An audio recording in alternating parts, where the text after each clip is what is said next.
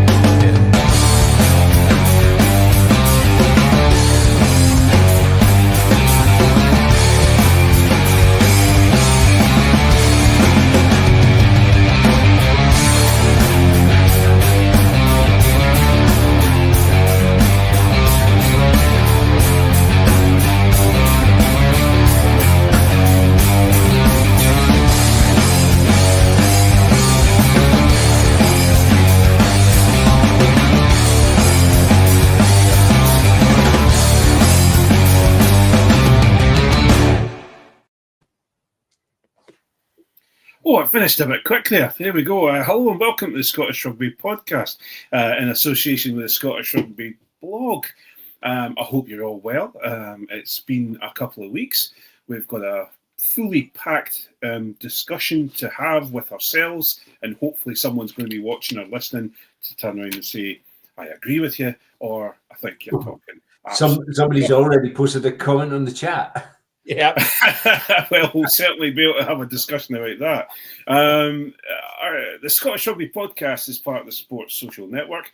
Don't forget to give us a follow or a like on your favourite podcast app. If you're watching on YouTube, please hit the subscribe button and don't forget to give us a follow on social media. You can find all the links on our site, www.scottishrugbyblog.co.uk. If you're listening on Apple and you like what we do, please leave us a review on Apple Podcasts. If you'd like more content, and this is what happens throughout all of our podcasts, if you've not come to us before and you're not listening to us before, if you want to support what we do have a Patreon part of the podcast for the second half. It's just £3 a month plus the VAT to give you access to a super secret Facebook group, which has been blown apart, and whenever Ian Hayes on, he usually tells everyone who it is. And the second part of tonight's podcast, where we swear a bit, we clear what has been bugging us for the week, and we also have our patented hands in the rug section, where you can really get you what's been bugging you, or ripping your knitting, or boiling the proverbial pea in a pan during rugby this week. As well as we sometimes get some Patreon exclusives as well, but it tends to probably we need to do a bit more of that. But anyway, I've rambled on there, got all that out of the way. I'm Craig Manson, and joining me on the pod is someone who gets around house rental licenses by actually selling his house. Mark Riley, nice to have you, to see you tonight. How are you doing? I'm doing very well. As Craig alluded to, I had a viewing on my house today, and they made me an offer. And I know you guys have been involved with this journey with me for more months than it should have been. But I got a good offer today, which I've accepted. So the legalities. Formal offer should come in from the lawyers tomorrow. So happy days.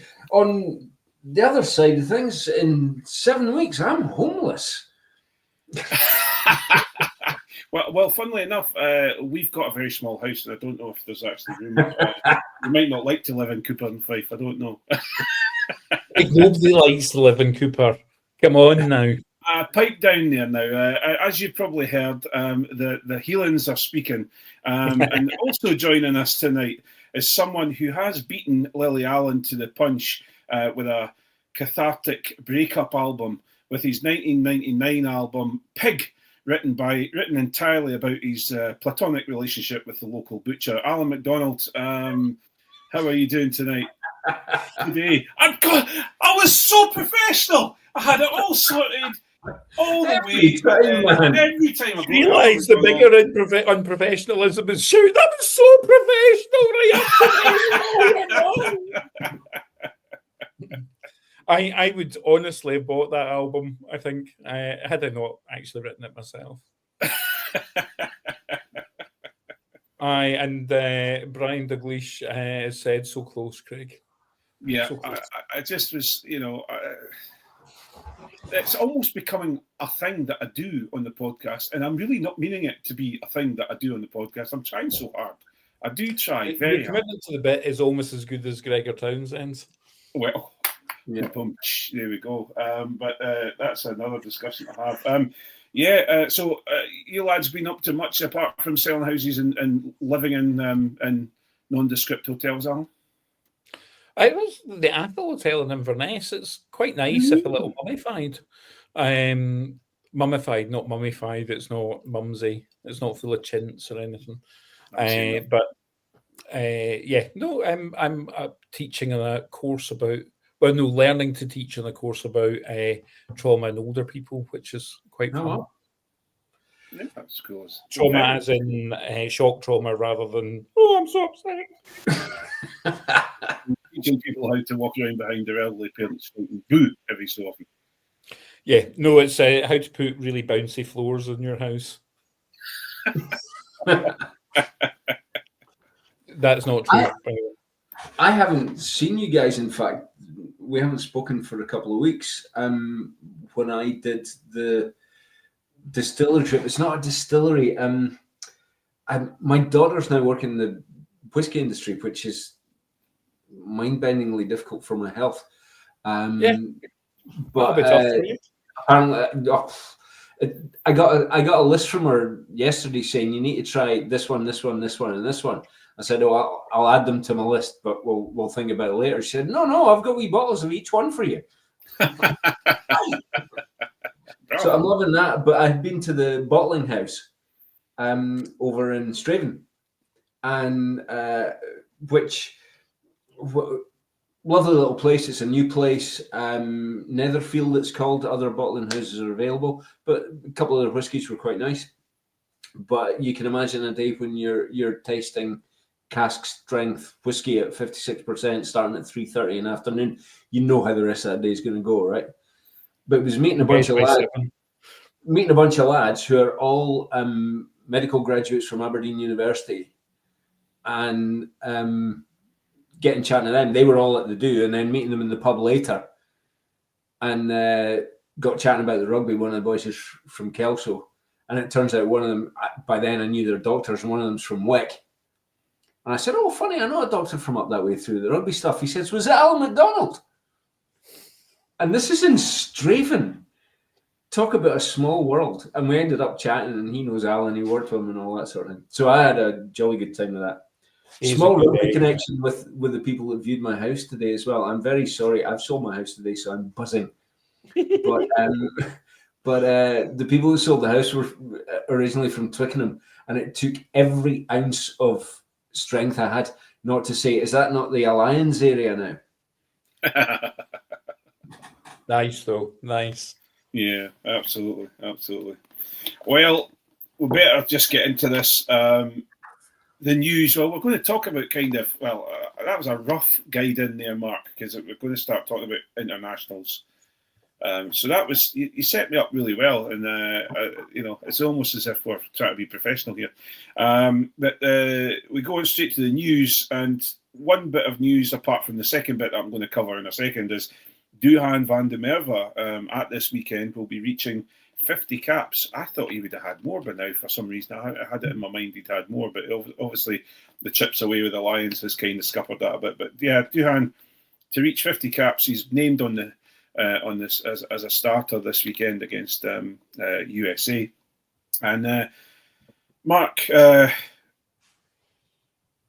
he's a controversial guy, is Duhan van der Merwe, and I have to say, a fantastic find for Scotland. And he seems to be still committed and happy that he's playing for Scotland. But he's, 50 caps is not to be. Not only that, but he's also Scotland's top try scorer. He's doing all right. Yeah, he's been great for Scotland. I think where he massively stood out was that we'd never seen in Scotland a winger with those prodigious physical attributes. I mean, the guy's gigantic and rapid, and I don't think we'd had anybody that came close to personifying that type of winger before. I think he gets accused somewhat incorrectly of being a one-trick pony, but he does that one trick very, very well. I think he may be a one-trick pony, but what a bloody trick! Exactly. Yeah, exactly. I think one of the arguments might be that he's a bit of a flat track bully. Like, he'll probably score a couple against the USA on Saturday. Just watch, I've jinxed him now. He's not going to see the ball. But I think, you'd maybe pick him against Australia, but you wouldn't pick him against the All Blacks. That type of thing. Yeah. Certainly not if Kyle Steyn was fit. Yeah, well, this is the question, but Kyle Steyn tends to take up the room that is Darcy Graham. So you tend to find that most of the time you're going to have either Steyn and Duhan or Darcy and Duhan. Allan, he's as we said before, he's Scotland's top try scorer now, but he does tend to, we talk about him being quite direct and he's got pace and he's got presence, but a few of the tries that we've seen him score have been genius, but also he does like that corner flag, doesn't he? He's a little too fond of the corner flag. There's been a couple where he could have stepped inside and made the conversion a bit easier. I'd much rather have a Duhan available than not have a Duhan available. I think any significant moaning is churlishness, not least because I've screamed, "Run, you big beautiful man," multiple times when he's had the ball. Because he is a big beautiful man, isn't he? Johnny Bravo. Absolutely Johnny Bravo. Yeah, he really is. Yeah. And, I think he's I think flat track bully, maybe. One trick pony, maybe. But as I said, what a trick. That's a hell of a trick. Yeah. Yeah, I think it's been a privilege watching them play. You might not have the best rugby brain out of all our wingers. When you're saying it tends to be the Kyle Steyn's come in for Darcy, hasn't that just been because Darcy's been injured quite a lot? Yeah. Struggling to think of a time that Darcy's been fit and Steyn's played at his expense. But what was Darcy's got a bit of magic about him too. It's just a different sort of magic. Yeah, what I was kind of more meaning is the fact that he's not a left-hand side player, Steyn. Really, he's always been on the right-hand side wing. He's never really played on the Duhan wing. I don't understand this, right? Wingers are wingers, aren't they? I realise I'm saying this after slagging off, not yourselves accepted, but slagging off the other members of the pod for not knowing what side prop's prop on. But I think it's one of those situations where wingers are wingers. I totally understand that, but you do tend to find that there are certain wingers that prefer certain sides due to passing abilities and different things like that. But these guys should pass off both hands anyway, so there shouldn't be a major issue. But yeah, I don't know. It's one of those things. I'm an ideal left winger because he doesn't pass or kick. So it doesn't matter. I've always thought it was due to the ability to pass off the left or right hand. Yeah. And to be honest, that is the last skill I've ever seen from any winger. The ability to pass. Yeah. That's not their job. Catch, run. Catch, run. Max Evans used to pass, and look what happened to him, Aye, very true. Very true.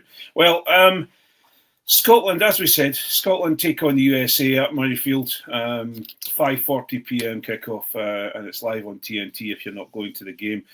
This is this Saturday. The squad has been named for the game. Stafford McDowell has been named captain. vice captains Jamie Dobie and Scott Cummings. There's some Edinburgh young guys coming through, getting their chances and getting their caps, and Liam McConnell on the back row, and hooker Harry Morris is giving a start off, coming off the bench. It seems to be, Alan, that we're looking at an experimental team against the USA, getting some new blood in, because there's a lot of head scratching, including Hugh Pilotu on the chat saying, why the heck is Marshall Sykes starting? It seems to be something to discuss regarding Tooney's experimental squad. Obviously, there's been a few players missing because of it's outside of the international window. It was always going to be an Edinburgh Glasgow select, wasn't it? And I'm looking at the team that I sent to the chat, predicting it. And other than predicting Ewan Ashman and Zander in the front row and Brown and Williamson, I'm not that far off, Stain, I thought Stain would be 13, and I see underneath I got maybe McConnell at 6 or his bench back row. So I'm gonna claim that. The win. I'd Bradbury at 8, but the bench back row, and Ollie Smith was on the bench. But obviously they've gone for a 6-2 split. So I'm going to take that. I'm a little bit disappointed that that George Horner's not getting the start that and getting the chance to lead the team, because I'm finding that George Horner's regularly used as someone to come off the bench to change the game. But again, however,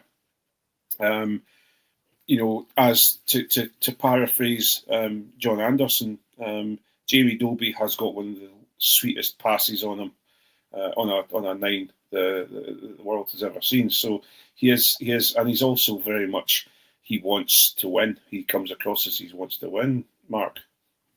Yeah, absolutely. Jamie Dobie's a phenomenal player. I genuinely think, I think I mentioned to you guys on the chat earlier that I think he's been groomed for a possible Scotland captaincy. I think the Jamie Dobie on the wing thing that Glasgow play a lot. I think that's the twofer we were talking about earlier for the World Cup. But I think he's a scrum half, and I think potentially the best we've got. George Horn came in an awful lot of flack after the last Glasgow game, and he didn't have a great game. And I do wonder if maybe his time is passing in the international window, and Jamie Dobie very much going to be the number one pick after Ben White. Yeah, well, I know George, and I'm going to say this out so that anyone who thinks I'm being unfair on him, and I don't like talking about him in a negative way. What I would say is that I do think one of the more negative sides of George's career is the fact that I think he stayed at Glasgow too long. And I think when he was getting passed over for Ali Price and things like that, the previous time before he came back so well, and he's a phenomenal player for Glasgow, he really is. I feel that he should have gone off and either played in France or played in England to try and get more experience. Because if you look at what's happened to Finn Russell, now okay, Finn Russell, you could say he's a one-off talent, but I think George Horn is a one-off talent at certain things, and I just think it would have been good. But it just depends. It seems to be Dobie does seem to have this. What's the word? It seems to Tooney does this right every so often. He brings through a player that has been maybe in the doldrums or been out in the middle in the wilderness, and they come in and they really do a good job. And every time he has played for Glasgow or for Scotland, and he's come onto the wing or he's come on at 9, you're guaranteed a good performance, Alan. Yeah, I think Horn might just be a bit unlucky that Dobie he's maturing fast and he's got a bit more of an all-court game. But remember, I suppose we are talking about 20 minutes of difference. Dobie will 50 minutes, or maybe 80 because you might shift to the wing. And Hornito will have, George Horn will have half an hour. In fact, he might have more than half an hour if the plan is to shift Dobie to the wing. Yeah. You know what I mean? Get Doohan on and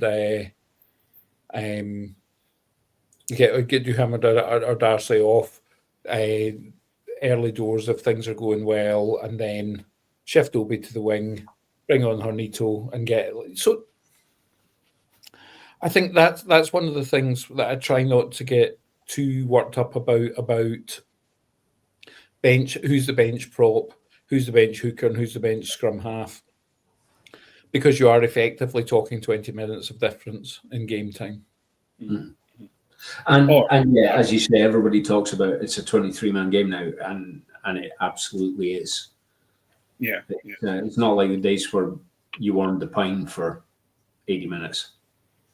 The interesting one though is that we look at, you've got, we have, okay, we're struggling a little bit with backs because of the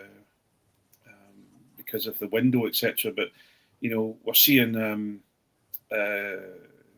Ollie Smith coming in at 13. Now I'm probably a little bit skew with because I don't really watch Glasgow as much as I really should, I suppose. But has he played a lot at 13? A fair bit since coming back from injury. It's almost a bit like, well, we don't have Hugh, so you play there. And again, I suppose it stops.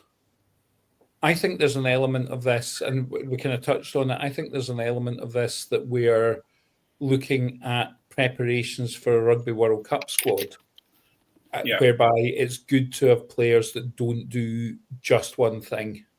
Because then, particularly if they're not first choice, then they become a luxury. It's good for the player because they're more likely to be involved in the squad and they're more likely to get bench spots. But it's also good for the Rugby World Cup squad because if you've got, say, a Dylan Richardson, who, by the way, I picked and thought was going to be playing 7 on Saturday, and I'm very smug about. But if you've got a Dylan Richardson who can take one of the 3 hooker spots but also fill in back row, then that might let you get an extra specialised player somewhere. If you've got players that can do jobs at another positions and just let you use the squad a bit better. So I think there's an element. Obviously, Smith can play in the wing, but if he can play back 3 and 13, then that's a valuable asset to have in the Rugby World Cup squad.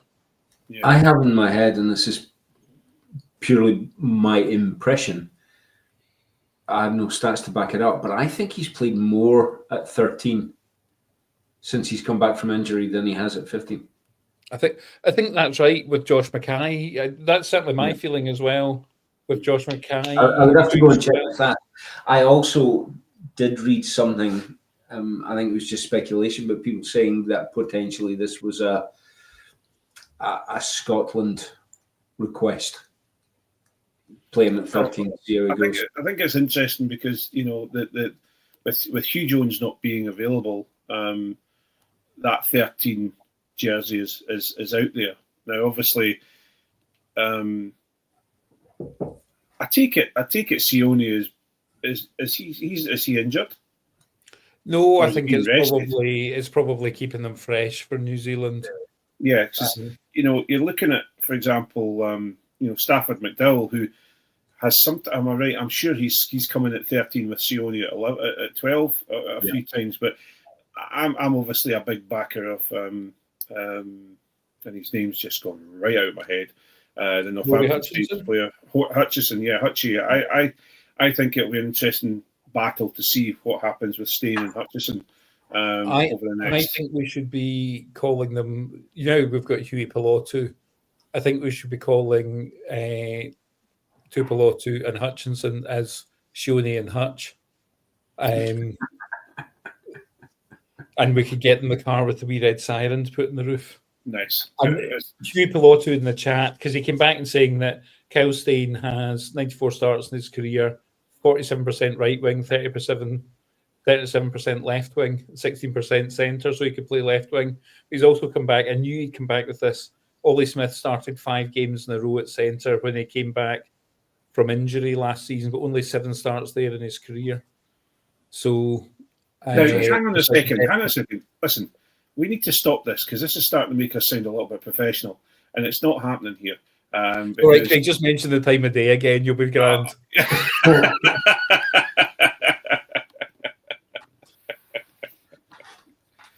But no, it is good. It is good stats. It is good stats. That's an interesting question from Brian Dalglish, the last one there, but we absolutely have to leave that one right there.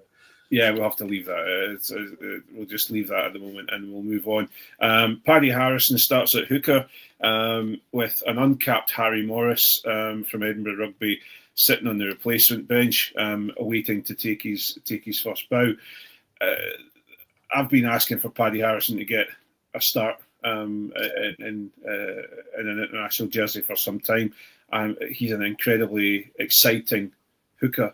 And I feel that I think definitely when they were on tour, Mark, you might correct me, but when they were on tour, it was very much a Paddy Harrison, Dylan Richardson loving, when they were on tour and they seemed to be playing off each other. But with Dylan going back into the 7 jersey, it certainly has opened the opportunity up for Harry Morris to come in and get some caps. We then go into, we'll talk about the engine room fairly soon, but we'll talk about the back row of Liam McConnell, who's been playing incredibly well for Edinburgh, and he comes in he gets his start, so he's going to no longer be uncapped. Dylan Richardson at 7 that you've already mentioned, Alan, and then the old Australian. I think he did a great job on the weekend, Alan. Dempsey is not finished just yet. Maybe me calling him out in the last pod that we did, or was it the last pod, or did I just mention it when we were putting teams together on the chat? So was on the pod, and then and also he's got Magnus Bradbury breathing down his neck now as well for that number 8 jersey. But he had a great performance on the weekend, Alan. Yeah, he was absolutely everywhere, every blade of grass. And to be honest, most weeks it would have been a travesty that Gregor Brown hadn't got player of the match, but Dempsey definitely deserved it ahead of him. So through no fault of Gregor Brown, he was brilliant as well. But Dempsey was, maybe he's just fired up by your blatant ageism, Craig. Well, it's a mixture of there's 2 things I hate in this world, and that is,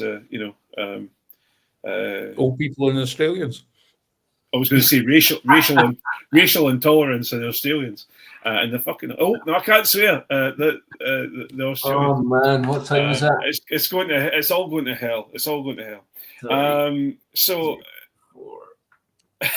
Mark, we go into the. I'm going to have to write that down, so I'm going to have to edit that one out. You're going to have to edit that one. We walk into the engine room, and Scott Cummings and Marshall Sykes are going to be playing 4 and 5. Obviously, we've got certain with the name of Hugh Pilotu, and with all the stats that he's firing at us about Glasgow, he obviously is not a big fan of Edinburgh. But Marshall Sykes is coming in to number 5 into the second row to play. Scott Cummings is obviously world class, Mark. But what I would say is Marshall Sykes is needing some international games because he has got a hot head, and maybe this is needing to calm him down a wee touch. Maybe that's what it is. I mean, he's a unit, right? He's a big fella. Yeah. I was surprised to see him in there. I mean, slightly bizarre to say so, but we're not short in second rows. No, first time young. Yeah. We're not wondering about how fit Johnny Gray is. Yeah, absolutely. My starting 4-5 for the big games would have been Williamson and Cummings. So I'm kind of surprised to see Cummings start. Maybe it's to get Sykes a bit of experience. I can't think of any other reason for it, to be honest. I mean, he's a unit, but he's a bit of a penalty machine. I think, right? Yeah, I think you're right, and we'll talk about this in the Patreon because we're going to talk about Edinburgh anyway. But when they say this has been an experimental team, we have got a real mix of youth and experience, because you've got, no matter what anyone says nowadays, Adam Hastings is a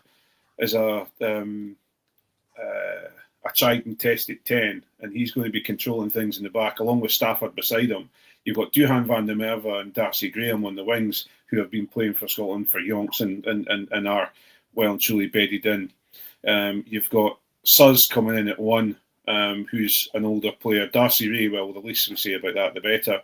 And then you've got Scott Cummings, and you've got Jack Dempsey at the back row. So those sort of, stalwarts of the Scotland team are there to try and bring on the youth. And then you've got, obviously, Magnus Bradbury, George Horn, all there to try and come on. They can come on if they need to. That'll provide a little bit more sort of temperance of the youth as such. Yeah, it kind of looks to me like a team of youngsters with the old heads peppered in to help them through. I mean, that team should put the USA to bed, right? I mean, let's be honest, Glasgow should put the USA to bed. You would hope so. Yeah, but I think it's never as handsome a win as we think it's going to be against the USA. No. It's always bitty, attritional. They're actually quite good at stopping us playing our natural game, I think. And that's no shade on them at all. Obviously, it's not their job to make us look good. Well,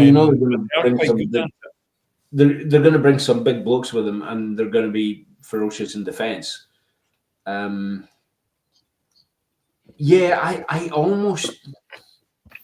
kind of expected to see a more experienced bench with following the just in case clause, So, but maybe that's part of it. Maybe it's a case of, okay, you've got my trust. I thought it's interesting that there's 2 second rows on the bench, Alex Samuel and Max Williamson, and only 1 back row. I don't, that's unusual to me. Well, the thing is, you've also got to remember that I have seen Marshall Sykes, if I'm right in saying, play in the back row as well. And I'm sure... Cummings definitely have. Yeah, Cummings has started at 6 in the back row. Yeah, started at 6 for Glasgow in the last year or so. So it'll be interesting to see how they go. So that's really us on the Scotland team. We've got, as I say, it kicks off at 5:40 on Saturday. Have we got any predictions, Mark?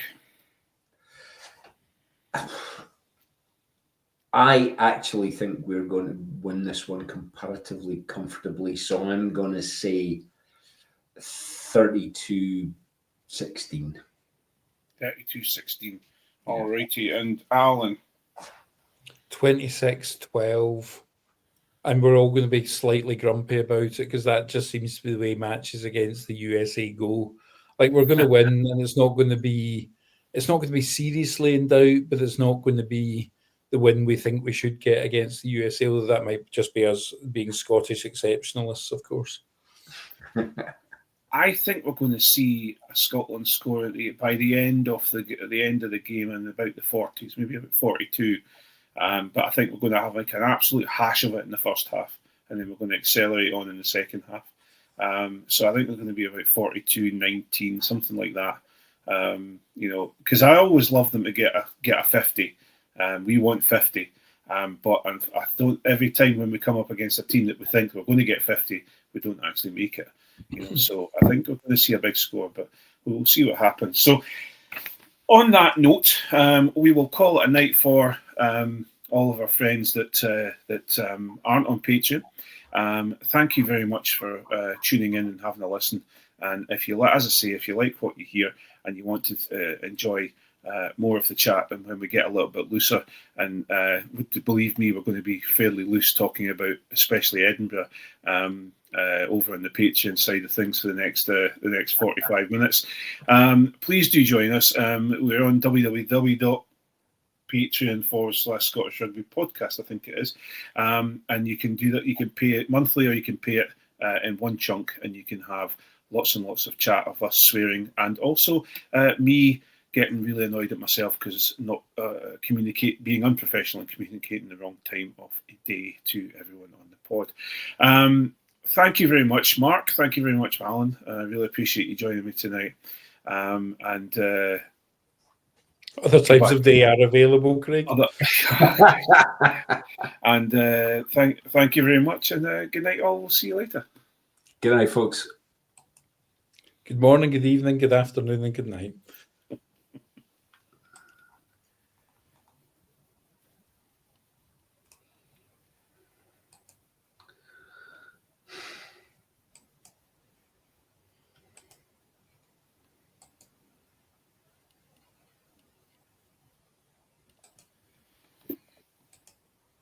Beatrice, I really don't need to be having feet licked. God, my dog's sitting. She's just come in and she's just sitting. Anyway. So I'm glad you clarified that. Yeah, sorry about that. I just not the king shame or anything. They've changed the stream setup here. You used to be able to just unclick them and turn them all off. You now have to go through a menu selection, so it takes seconds while we're all still streaming effectively. Are you gentlemen want a break? Sorry? Are you gentlemen want a break, or we're rattle on? I'm up for rattling on, but if either of you two want to take a break, all good. I'm okay. I can with your aged bladders and all that. Yeah. How very dare you?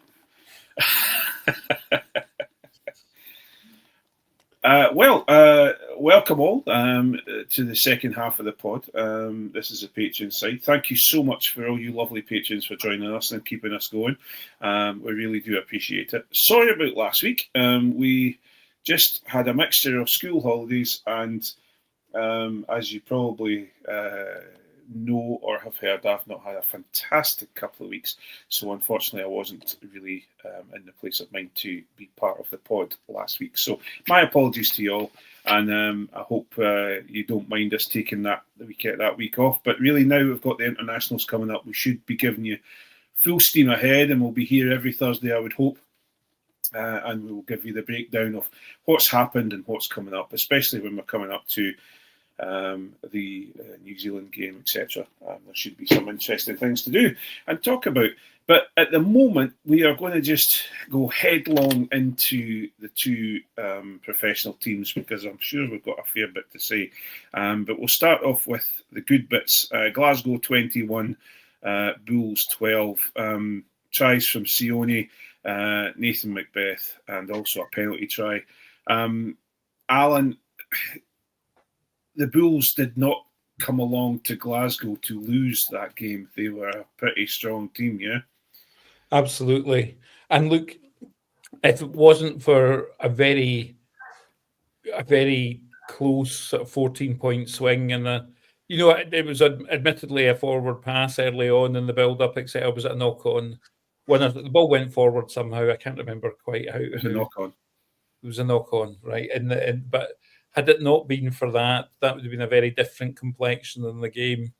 They were obviously talking about going back up at them and things, but the Bulls had very much had the ascendancy to that point. And fair play to Glasgow, they really seized the initiative and pushed on and kind of doubly broke the Bulls' hearts. A wee sort of like 5-minute soul splinterer, and did well, but it was a lot closer than the scoreline suggested. Yeah, very much. The Bulls were not fucking about, were they? They were there to dominate as much as they possibly could. Their defence was fantastic, but I have to say, Mark, I should say, Glasgow's scrum really was coming under pressure. By the Bulls, and that has got to be something that's got to be concerned about. Yeah, big time. I mean, Glasgow, like Scotland, miss Sander, right? He's so steps ahead of Talakai, and I can't remember who their other tight head. Oh, Murphy Walker played, didn't he? Yeah. I'm really glad. Talakai was dreadful. Yeah, Talakai's not great. I'm really glad for Murphy Walker that he's coming. He's he's had a fairly torrid time in injury. I kind of think, and I'd be interested in you guys' opinion. I kind of think he should just suck it up and specialise at tight head now. I can't remember the last time I've seen him at loose head. To be fair, I think there's a decision that he's a tight head, and I think that's the right decision. Yeah, he's only 25. Yeah. He has potentially another 10 years of pro rugby in him. Yeah. For me, specialise at tight head and stick in it. The days of you're really valuable because you can play both sides. I don't think they're the same. I don't think these days exist anymore. No, you can have two props on the bench. Sorry, two props. Yeah, absolutely. Yeah.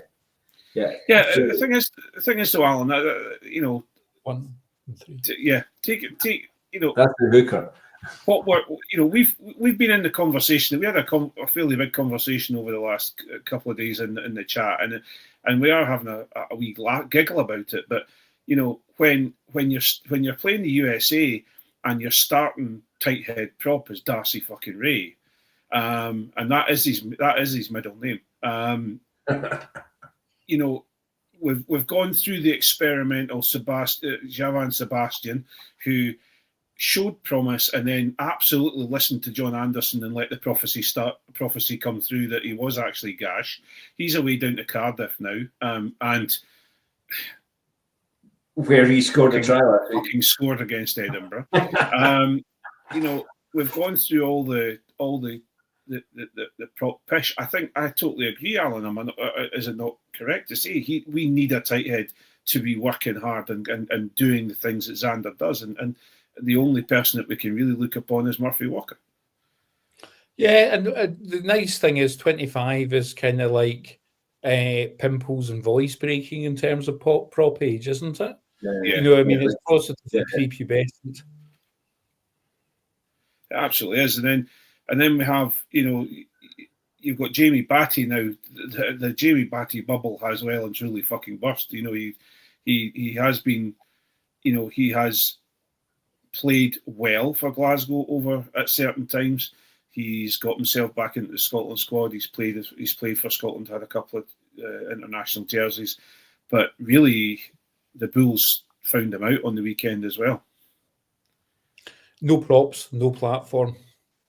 Yeah, and that'll be that. I think that's going to be a recurring theme when we talk about the other Scottish team. Well, yeah, there is that as well. Bulls had a try knocked off. We talked about that. It was a knock on, but Glasgow really are starting to show. I really still. It burns me to say this, but I have to start thinking down this line that Glasgow are starting to show that they are a championship team and they need to be taken seriously again this season. Mark, you got to agree with that, right? Yeah, I think so. I think they're getting to the stage where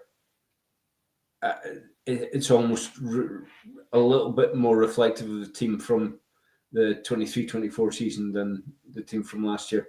I think one of the things that really struck me was that they were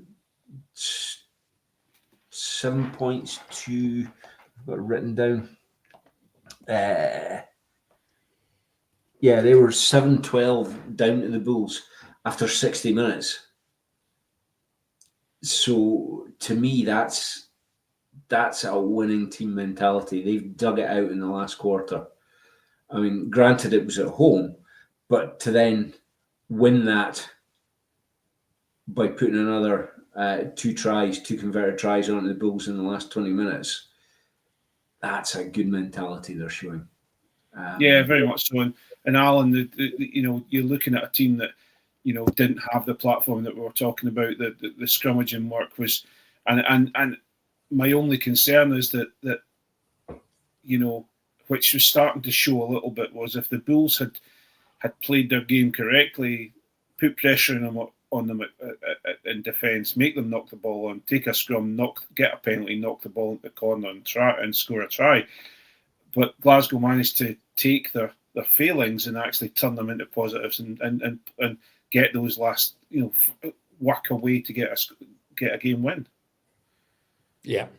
And you mean that, I think, is the biggest mark of a championship side.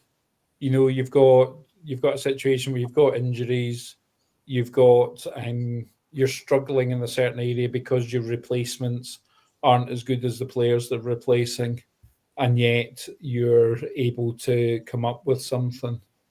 Yeah, very much so. So, Mark and Allan, Franco Smith. We need to talk about this guy because we go through all the different discussions about Franco Smith and the Scotland job and the Glasgow job and this, that, and the other. Where do we put him as a coach now? Because obviously he's won the championship of the URC. Now, whether people will say that's a good thing, a bad thing, whether it's a challenge or not a challenge, or whether he needs to go and coach an English team or a French team and see how he gets on there. I always remember saying this when because he coached Benetton, didn't he? Yeah, he did. Yeah. Italy.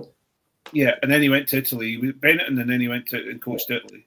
What he did with Paolo Garbisi always stuck with me. He was not afraid to bring these youngsters through, and we are seeing that, Allan, with Franco Smith. He is now able to bring these players through and absolutely make them shine.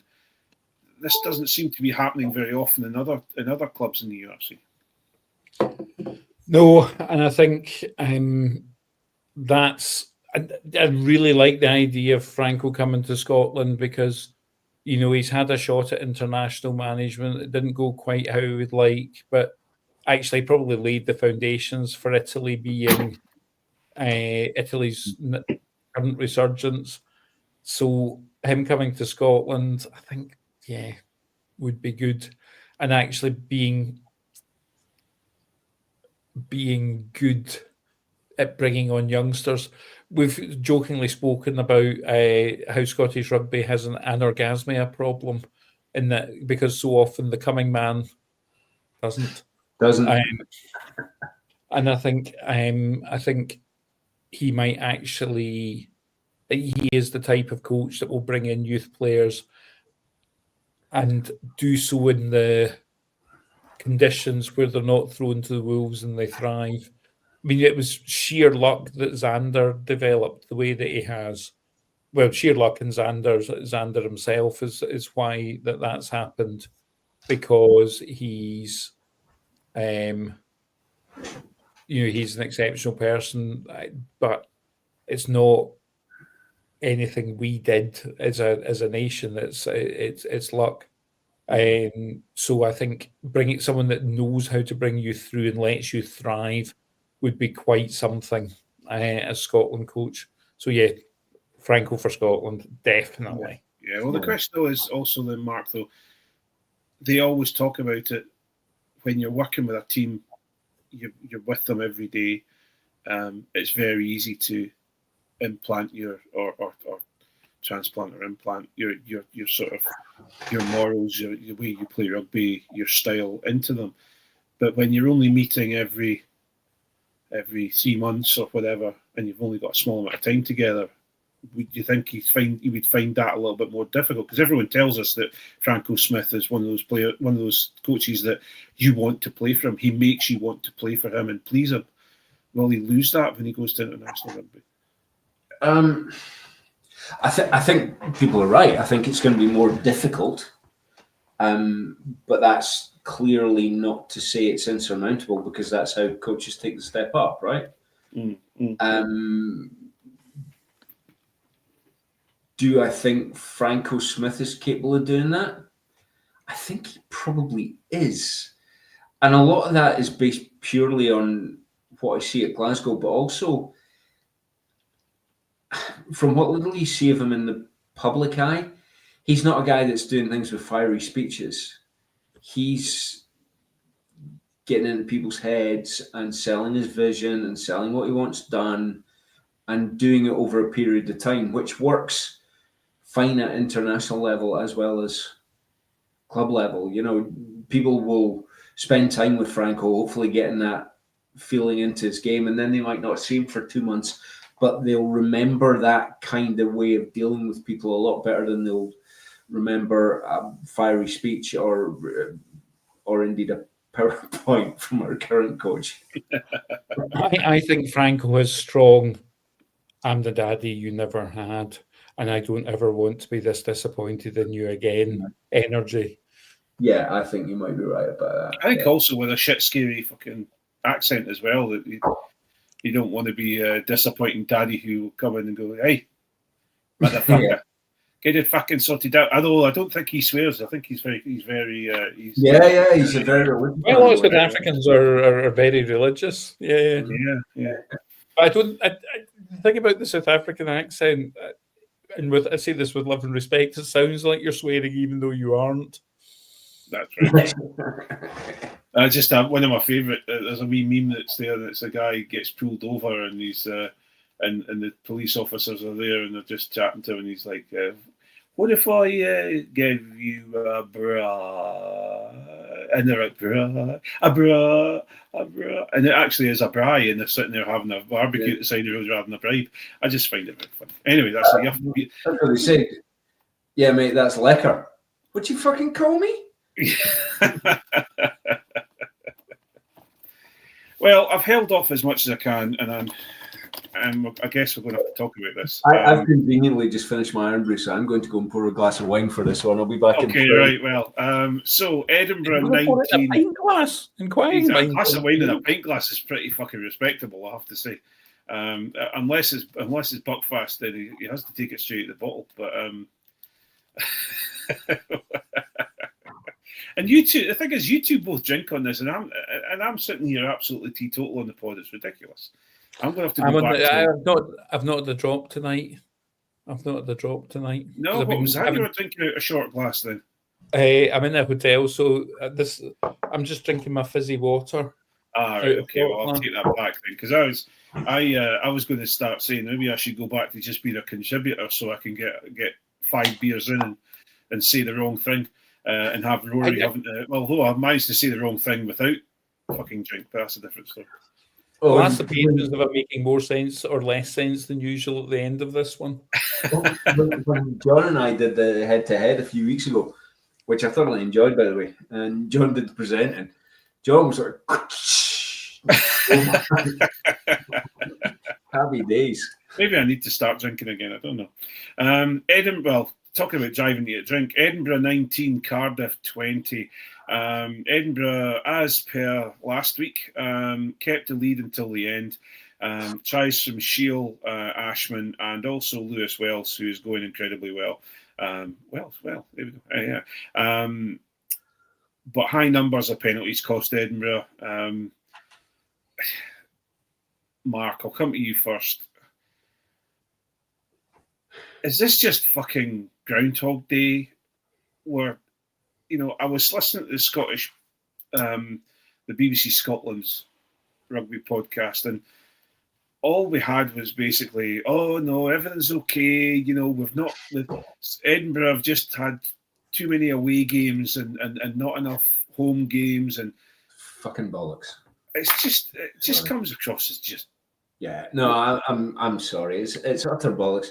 And I'm glad we're not doing that. When I met these lads at the distillery thing I was talking about earlier, one of them was a ex-player from Kelso, and they didn't listen to the pod, and they were very keen on it, saying to me, "Do you toe the SRU line?" I'm like, no aspect. And I do fear that yeah, so they might be listening. I meant to name check them on the public pod, actually, and I forgot. So if they do pay the Patreon, what are they called? Gregor, Fraser, and Dale. Good people. Anyway, but back to the point at hand. No, it's bloody Groundhog Day, and it's ridiculous. I heard a stat on one of the other pods, or it might have been something I was reading, that was saying that to make the top 4, teams usually have to have, on average, no more than 6 defeats in the season. Edinburgh, 4 games in, have 3. They're not making the top 4. That's done now already. And that's nothing to do with the Ulster game. The Ulster game might actually be putting lipstick on an already ugly pig, quite frankly. You know? I've taken a time stamp for when Edinburgh sort of finished second so that we can just play this back to Mark. Well, you know, lipstick on the pig. If Edinburgh finished second, the lipstick has definitely been put on the pig. But Alan, just as we're talking about 3 down already, not against big teams that are going to, really test us. There was comments about, Edinburgh, they're doing incredibly well against these teams because they're only losing by a point. And so they're getting the losing bonus point and this, that, and the other. They shouldn't be getting, teams like Cardiff, etc., shouldn't be getting that fucking close, Alan. No. I think you could make a point. There's probably a point to be made for the Munster game. This is a Munster side that then went and beat Leinster. Leinster, sorry, they were away from home. So yes, but actually the problem is, so yes, maybe there's something said for the Munster game, absolutely nothing to be said for the Cardiff game. You should be beating Cardiff away. You shouldn't be looking at a bonus point and thing. And the thing is, even the Munster game, we were watching it, we were chatting on, we had it on, and we were chatting on the pod chat, and we're like Edinburghing again. That's the problem. It's just Groundhog Day. You're absolutely right. So, I'm not going to talk about the game because any game that has Josh Adams involved in it, I don't want to talk about. Especially when he scored a try as easily as he did. Now, people say it was a great finish and this and that. Edinburgh fucking let him walk through them, but that's a different story. Where do we go from here, Mark? Can we talk about this every fucking week? I'm sure it is Groundhog Day. Yeah, I genuinely, I'm at a loss, right? You know my opinion of it. I believe it's cultural. I believe the culture needs to come from the top, and I do not believe we have the guy in Jersey to. I'll be perfectly honest. I've said this to you guys before. They are good players. Many of these guys are really good players. They prove it time and again. They will prove it again for Scotland over the course of the Autumn Nations. So why can they not do it for Edinburgh? I read something from somebody the other day saying the problem with Edinburgh is their attitude is wrong when they go out for games. And I responded to them saying, if only we had somebody whose role it was to make sure that wasn't the case, right? Mm-hmm. It's fundamental. It's simple to me. He's the wrong coach for Edinburgh and he needs to get gone. There is a whole other argument about for whom, but he's not the guy at the moment. Yeah. Look, he's had his shot, he's had his goal. It's the same thing over and over. And as soon as Cardiff kept Edinburgh stuck in their own half and things, you knew what was coming. And they weren't, the rain was tipping down and things like that. But it rains in Scotland quite a bit as well. We should be able to cope with that. But they didn't have the grunt to get the platform that they needed in an arm wrestle in the mud. And I realised it was on 4G. Half of the Scotland pack. Yeah. I was really conscious, and a couple of things that I wrote down when I was looking research for it was the point I made earlier about Glasgow being 12-7 down or 7-12 down because we were at home at the 60-minute mark. So they turned it around in 20 minutes. And I was looking at the halftime score of Edinburgh. It was 19-12 to Edinburgh at Cardiff. And I went back and played through the highlights. Edinburgh had scored that 19 by 20 minutes. It's not that Edinburgh didn't score in the second half. Edinburgh didn't score in the final 60 minutes of that game. Didn't score a single point. There's something not to the game. Yeah. 3/4 of the game, they didn't score a single point. There is something wrong with that. I know that a lot. State of the Denmark. Sorry, no, Something rotten in the state of Denmark. Yeah, well, the thing is, and you know, it's well documented what I think. Whenever Sean Everett was touted or confirmed as coach and how they did it. There's been a lot of obviously all of us kind of sit on Scottish forums and Facebook groups and things like that, and there's lots of people. There's two different brands of people. There's Edinburgh fans who are, you're not an Edinburgh fan, you're not getting behind the boys need you to get behind them, etc.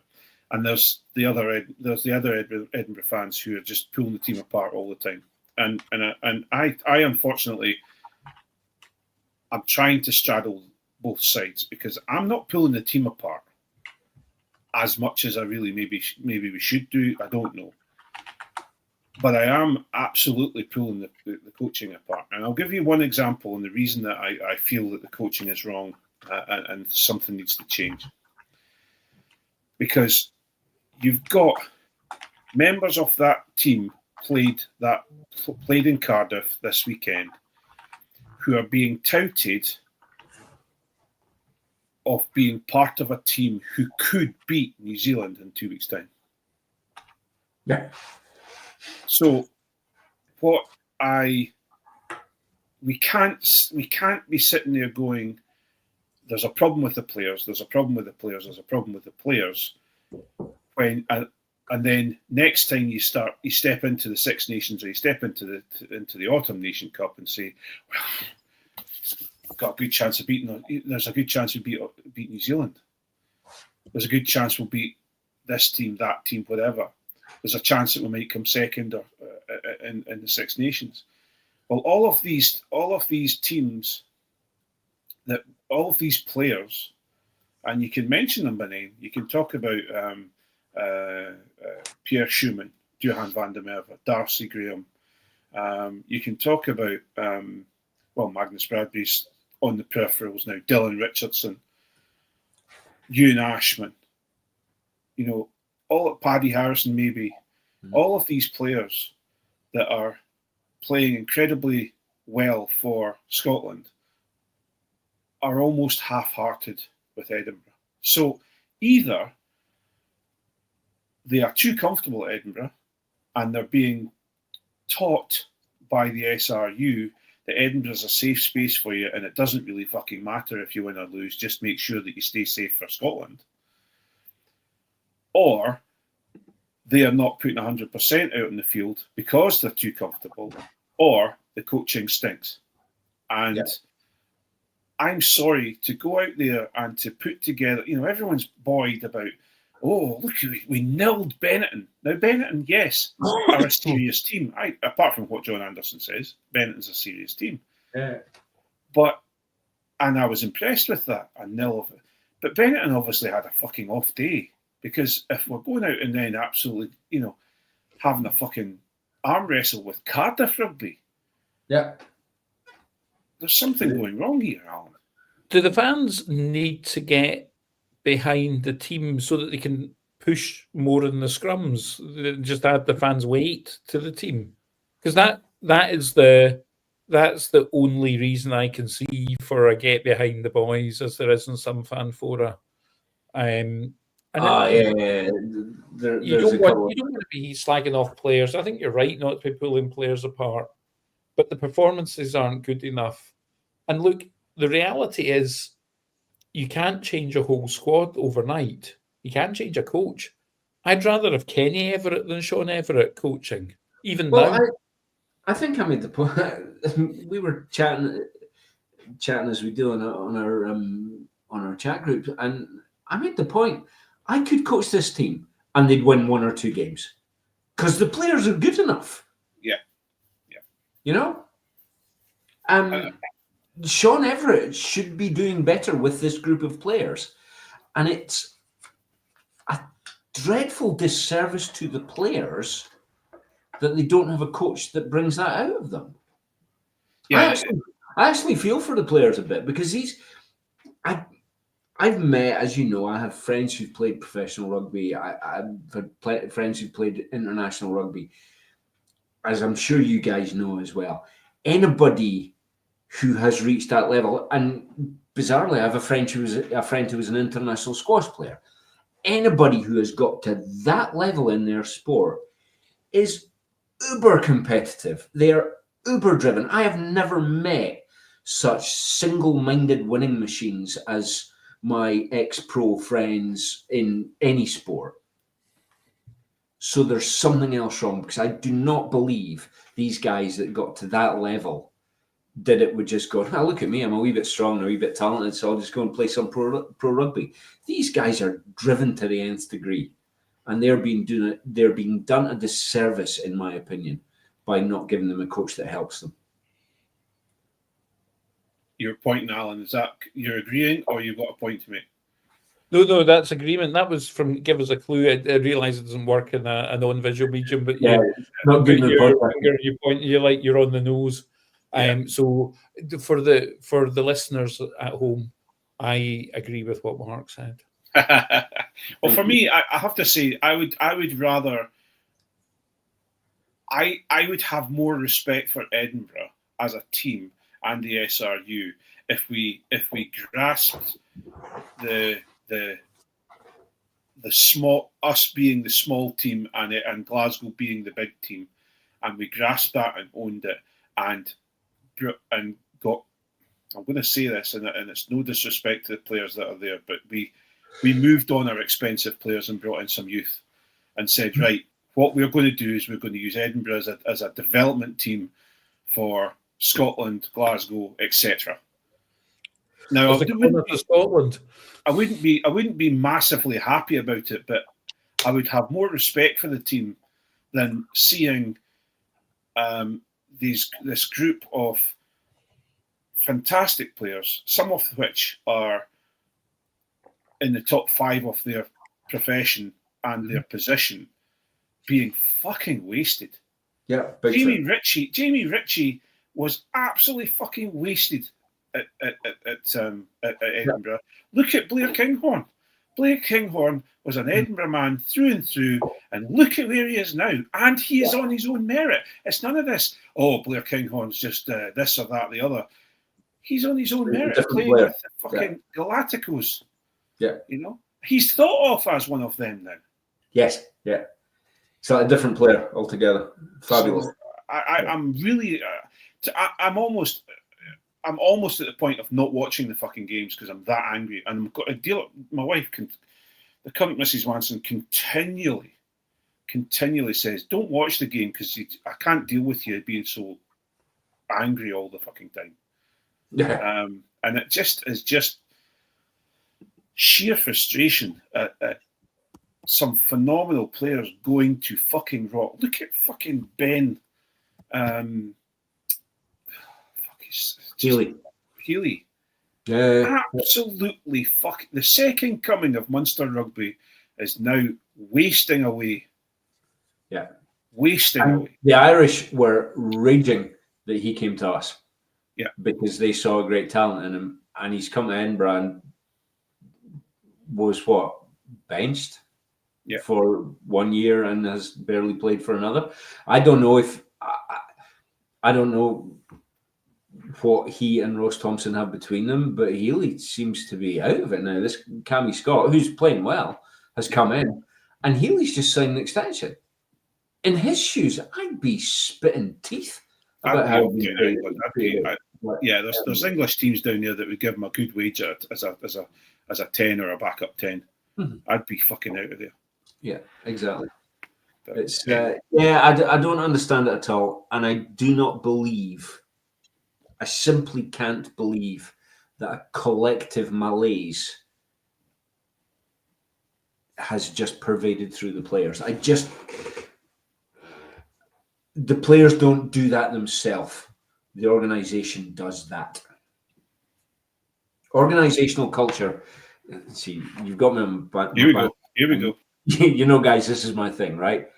Organisational culture was described years ago by a couple called Deal Kennedy as the way we do things around here. And I find that a really, really simple way of looking at it. This is simply the way we do things around here. And that is whether you take a backward step, whether you get up in the line, whether you make the hit, and blah, blah, blah. And that all comes in. If the Edinburgh players are not feeling like that, they're not collectively doing the same thing time and time and time again, mechanically, that's a coaching issue. Yeah. It's not a player quality issue. Yeah. Anyway, we're not going to end the Patreon side of the podcast on that, because you've got a T-shirt on that is absolutely belaying what you're putting across today. You are half full today. I am half full. Yes. One of my friends is half empty. I suppose with Edinburgh, it's half empty. One of my friends, funnily enough, the Scottish player, used to refer to me as half empty Riley, and I bought this T-shirt to wind him up. So we better not finish off on that. So let's finish off with this. Hands in the rock, who has got their hands in the rock? Hands in the rock, hands in the rock, who has got their hands in the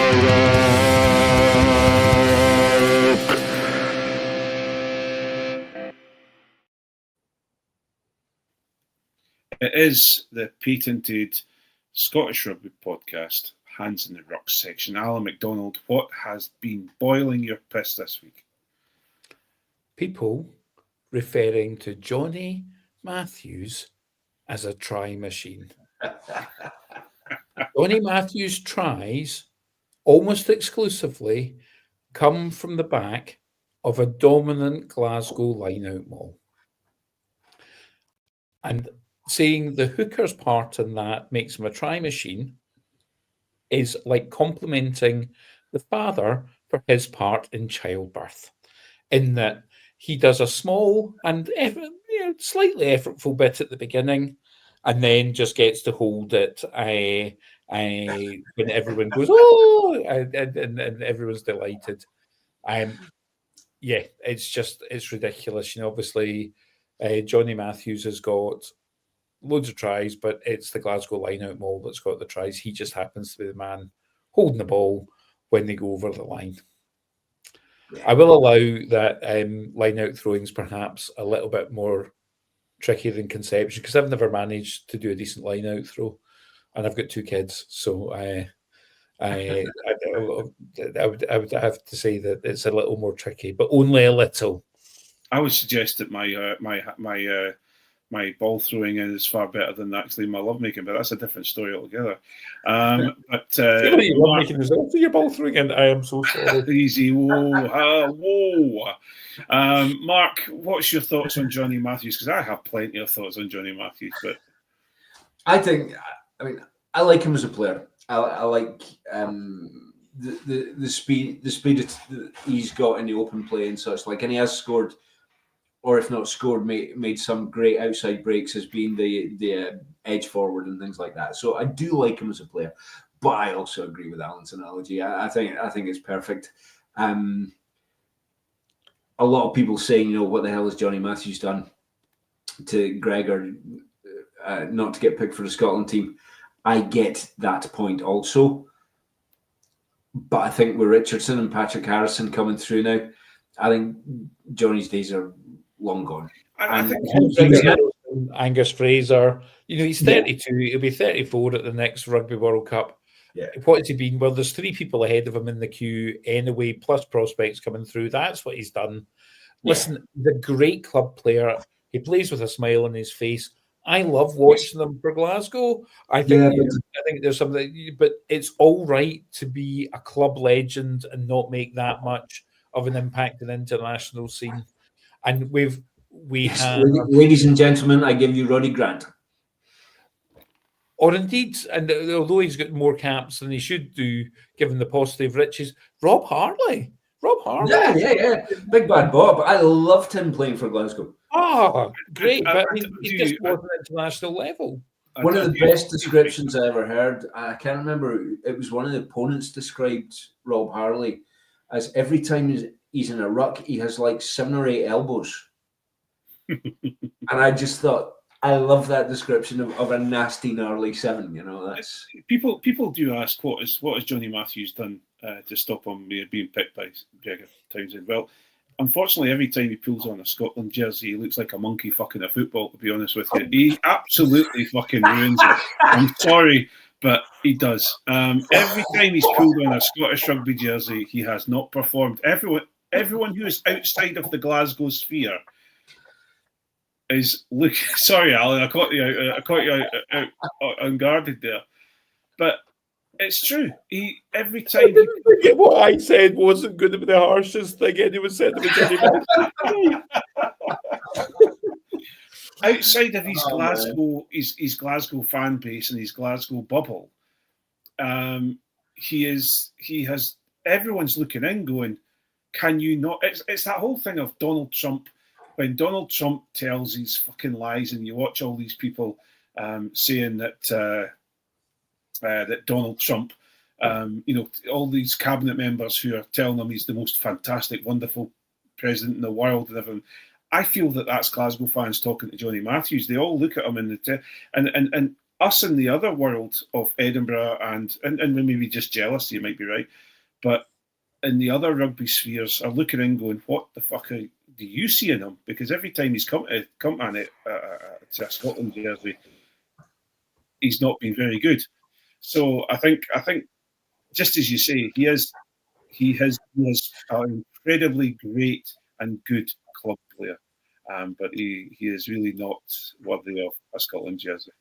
Anyway, I'm sorry, Alan has lost the plot. You literally can't speak. I'm glad this is the Patreon side of things, because I didn't want Johnny Matthews knocking on my fucking door, but that's a different story. Yeah, asking if they can borrow a football.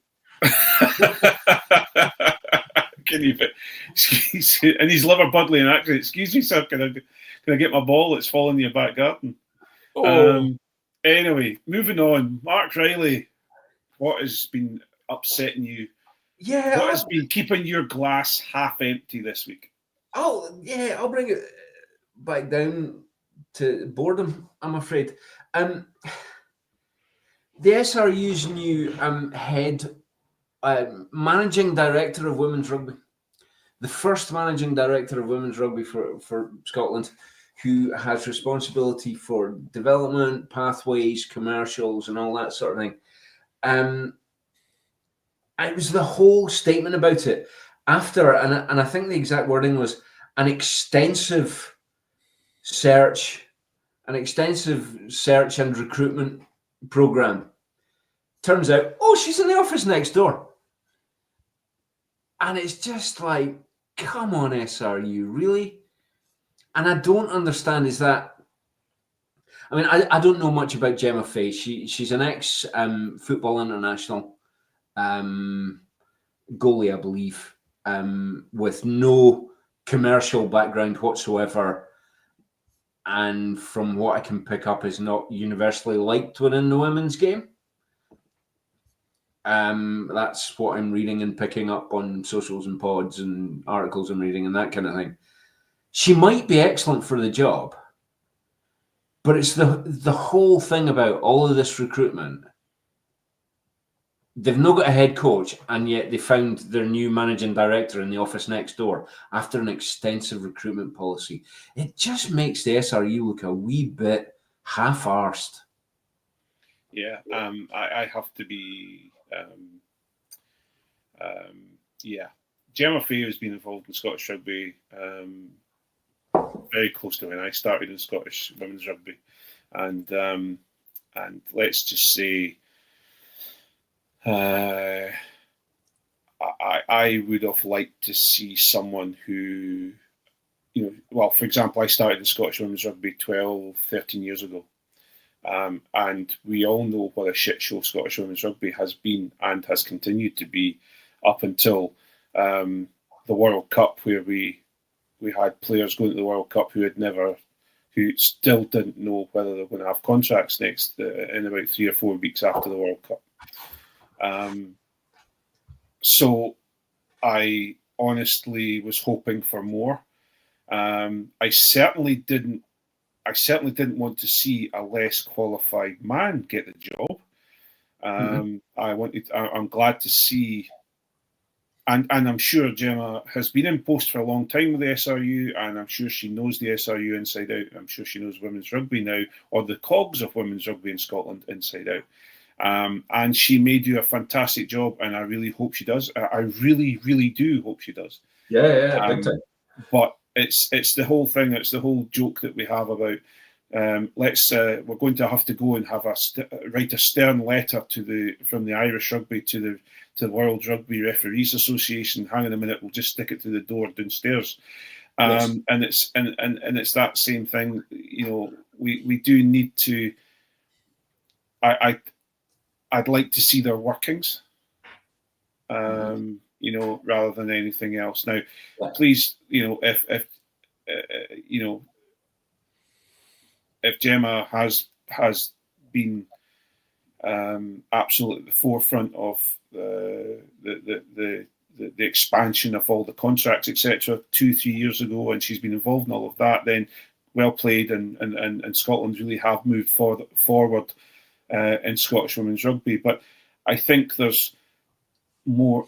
I think, again, to use your analogy, Mark, I could have probably been involved in Scottish women's rugby and taken them as far as they've got just now, because it's been a lot to do with the players, a lot to do with the coaches, etc., that have taken them further forward than the SRU management.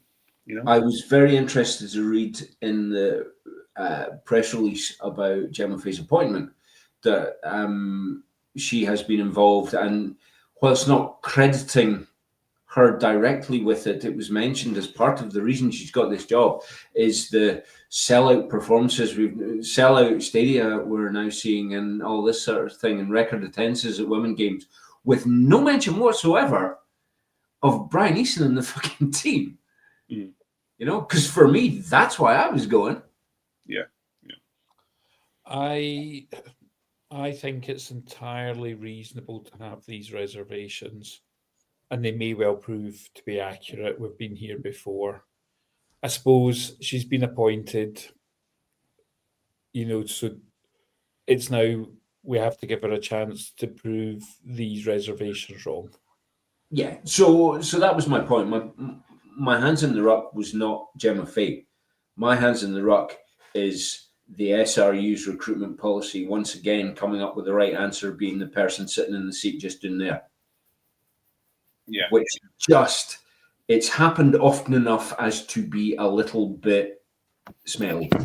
We talk in my industry about companies having bad smells, and it's like, okay, this is happening enough as to have a bad smell about it. There's something more here.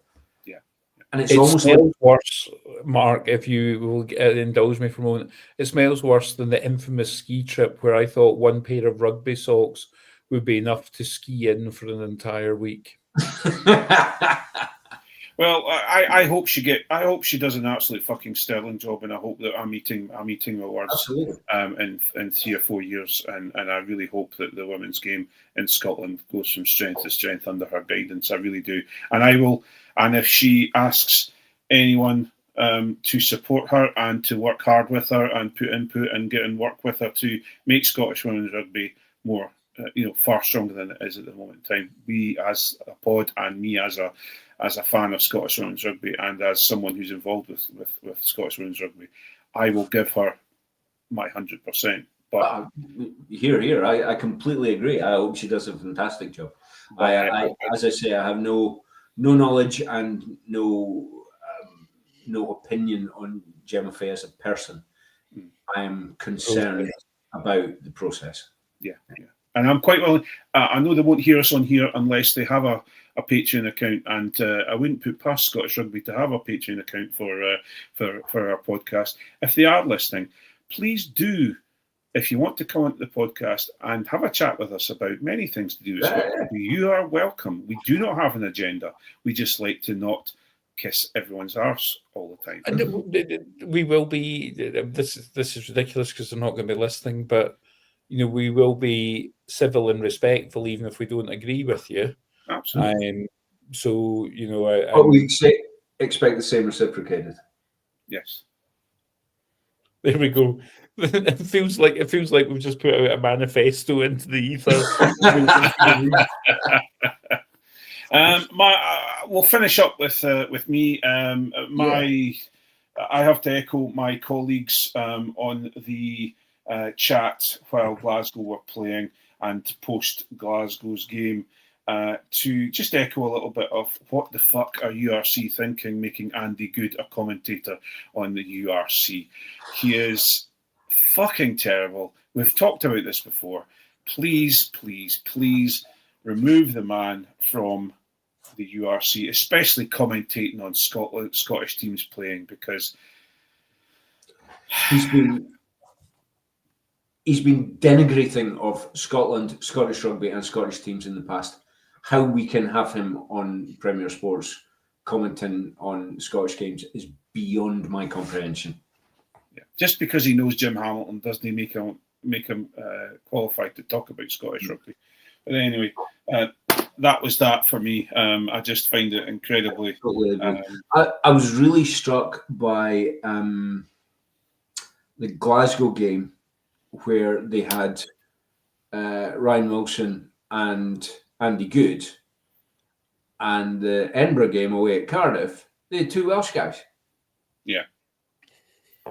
So why the fuck do we get Andy Good? He's nothing to do with either Glasgow rugby, Scottish rugby, or South African rugby, or Bulls rugby. Get him off my fucking screen. He's a right-wing bell end. But also, I mean, Ryan Wilson. I mean, if we want right-wing bell ends off our screen, we're going to have no rugby commentating at all. Which, you know, I'm not sure it would make things worse.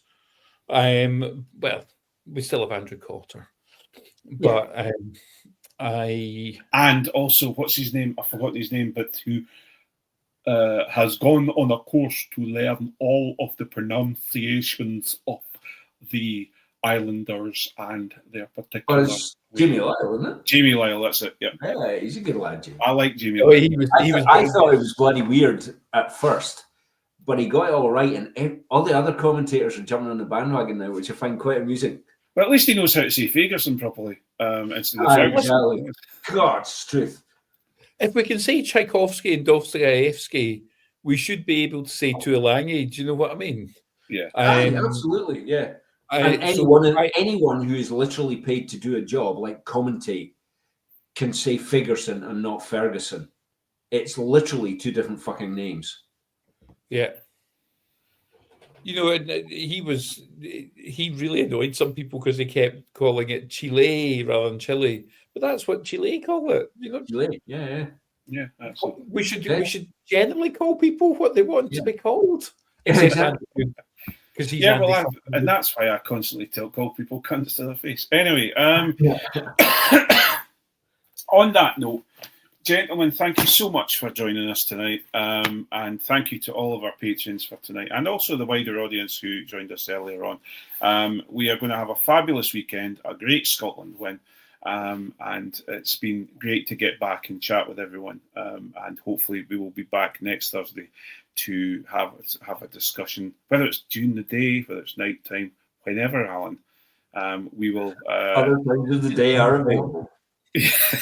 Could be in the morning, could be at lunchtime, could be absolutely in the middle of the night, which I'm used to seeing at the moment because I'm following the Blue Jays and their title-winning games at the moment. I just put that in just to rub the Rory's face in it to the Mariners.